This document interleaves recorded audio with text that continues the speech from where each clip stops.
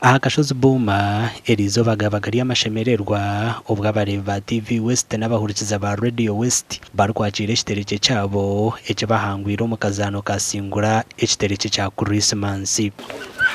Barabona bimwe n'amashemererwa mahanga.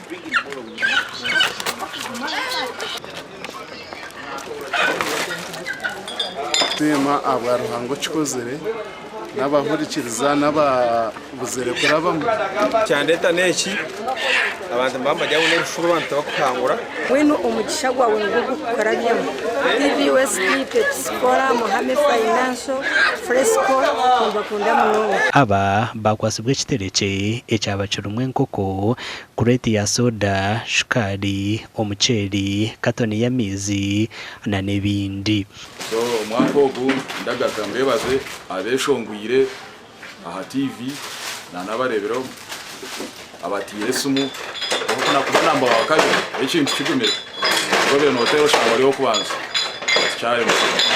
wakadara bamwe bari kutwunda mwe bari kuhagera Radio West mwe bari kuhagera Tvwest no manyo mwe wa turi mu radio nonozo nano yisho manota kumanya abantu yabakurikiriza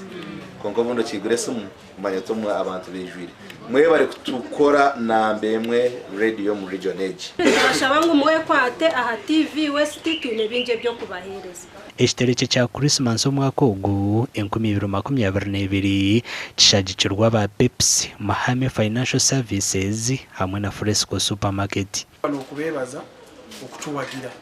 mwe bali nnyo mutuwagidde nga Pepsi Cola ko fena fe katubadize ne Tvwest. So walero season eno ya kugabana sharing umwaka gwamara kutanga twongere gukora namani kandi namani mingi